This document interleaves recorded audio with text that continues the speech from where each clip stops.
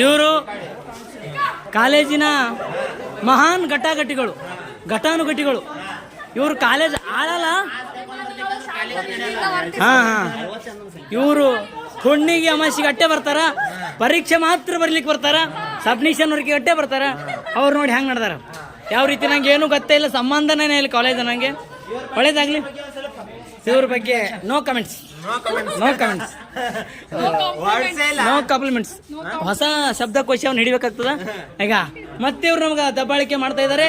ಇವ್ರ ಬಗ್ಗೆ ಹೇಳ್ಬೇಕು ವಿಶೇಷವಾಗಿ. ಪ್ರಿಯಾಂಕಾ ಅದಕ್ಕೆ ಇಂಗ್ಲೀಷ್ನಾಗ ತಂದೀವಿ ಒಂದು ಹೊಸ ಆಕ್ಸ್ಫರ್ಡ್ ಯೂನಿವರ್ಸಿಟಿದು. ಇವ್ರ ಬಗ್ಗೆ ಹೇಳ್ಬೇಕು ಭಾಳ ವಿಶೇಷವಾಗಿ. ಹೆಂಗಂದ್ರೆ ಯಾಕಡೆ ಏನು ಸಂಬಂಧ ಇಲ್ಲ. ಅಲ್ಲಿ ನೋಡೋ ಕಂದ ಅಲ್ಲಿ ಏನು ಆಫ್ರಿಕಾಯಿಂದ ನಡ್ಕೊಂಡೇ ಬಂದು ಏನು ಇದು ನೋಡಿ. ಬಹುದಿನಗಳ ನಂತರ ಯಾವ್ದಾದ್ರು ಭೇಟಿ ಆದ್ರೆ ಕೈ ಅಟ್ಟೆ ಕೊಡ್ತಾರ, ಚಾಗಿ ಏನು ಕೊಡ್ಸಲ್ಲ. ಸರ ಹೇಳ್ಬೇಕಂದ್ರೆ ಅವ್ ನೋಡ್ರಿಗ ಏನೋ ಕಂದ ಏನೋ ನಗ್ತಾ ಇದೆ ಮುಖದಲ್ಲಿ. ರಾಜಕೀಯ ನೋಡಿ ಎತ್ತಿ ಕುಣಿತಾ ಇದೆ.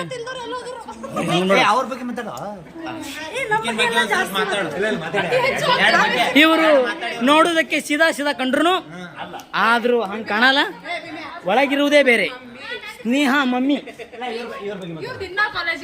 ಇವರು ಆಗೊಮ್ಮೆ ಈಗೊಮ್ಮೆ ಕೆಮ್ಮುವ ಪ್ರಾಣಿ. ಆಗೊಮ್ಮೆ ಈಗೊಮ್ಮೆ ಕೆಮ್ಮುವ ಪ್ರಾಣಿ. ಇವ್ರ ಬಗ್ಗೆ ಬಹಳಷ್ಟು ವರ್ಡ್ನ್ಯಾಗ ರಾತ್ರಿನೇ ಬರ್ಕೊಂಡಿಟ್ಟಿನಿ, ನೆನಪೇ ಅದು ವಿಶೇಷ ಗುರ ಅಂತ ಹೇಳ್ಬೇಕಂದ್ರ. ಇವ್ರ ಬಗ್ಗೆ ನೋಡ್ಲಿಕ್ಕ ಅಲ್ಲಿ ಸರಳ ಕಾಣ್ತಾರ, ನಾಟ್ ಸರಳ. ಇವ್ರ ಬಗ್ಗೆ ಪ್ರಿಯಾಂಕಾ